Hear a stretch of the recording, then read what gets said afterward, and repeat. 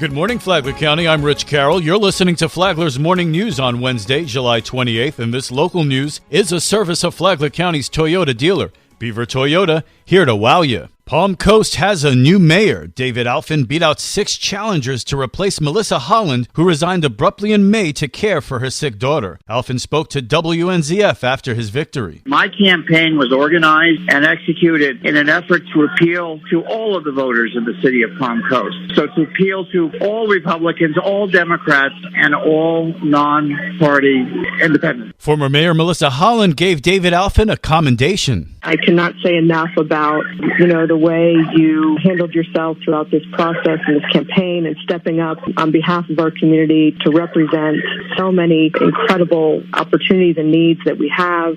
I think you're going to do an outstanding job. I'm looking forward to watching you and all the great things that are going to happen under your leadership. Alfin, who is a realtor, says he has big shoes to fill and will be focusing on Palm Coast's long-term success. The expectations that have been placed on my shoulders are rather hefty by both supporters and the public at large, but I feel energized and up to the challenge and looking forward to making this city the best city in the best county in the best state. So we are now talking about building a city of Palm Coast for the long-term future. This is that transition, and this is that time when the city council requires a collaborative effort to form consensus, to unify, and to now earn back the respect of the community of the citizens of Palm Coast. Alan Lowe came in second in the race. Cornelia Downing-Manfrey finished third. There's a COVID-19 plan in place as thousands of students, teachers, and staff prepare to return to the classroom in Flagler County. Flagler County schools have agreed to rapid testing as an alternative option to quarantining for 10 days if you're a close contact of someone who tested positive for COVID-19. Flagler County Health Officer Bob Snyder. This will not be rapid testing on school campuses, except for Imagine and the 8 private schools. And so what this will mean, if a parent so chooses, or a teacher or staff member, they need to commit to every other day coming to the health department at 2 different locations to participate in Abbott rapid testing kit, which is sensitive enough to catch the virus during its most contagious phase. If the teacher, staff member, or student tests negative, then that is their green light to continue with in-class, in-person instruction. Snyder explains why this is a much better option than quarantine. What a nice option that has been used throughout the country, and certainly it beats being in quarantine, missing school, missing a sporting event, missing an extracurricular activity.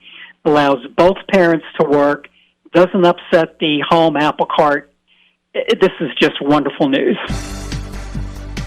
The city of Bunnell has 2 new commissioners. John Arking has the details. Following the resignations earlier this month of Commissioners Bill Baxley and Donnie Nobles, the Bunnell City Commission Monday appointed Robert Barnes and Tina Marie Schultz to finish out their terms over the next 8 months.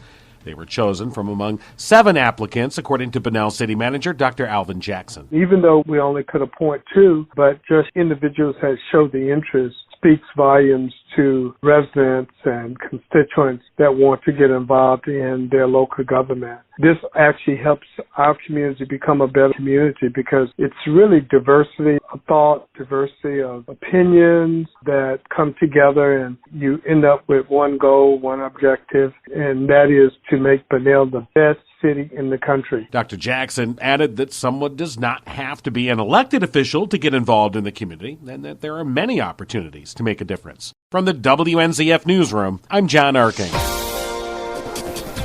Mosquitoes are more than a nuisance. Dylan Roberts has more. It's important to protect you and your family from the deadliest creature in Flagler County. Flagler Mosquito Control Director Mark Positano. And that's what the health department's always telling you to do, and we tell you to do as well, is to drain any containers you have with just what you have in your backyard. If you have containers holding water, you can produce mosquitoes. You're going to want to avoid the light clothing.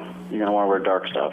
same CO2 that you exhale, that's an attractant to the mosquitoes. And that's how we actually man the traps, is we put CO2 and lights on them. So lighter clothes and the CO2 is going to attract the mosquitoes. Mosquito Control Director Mark Positano also said to keep your pets up to date on their heartworm medicine to keep them safe. From the WNZF Newsroom, I'm Dylan Roberts.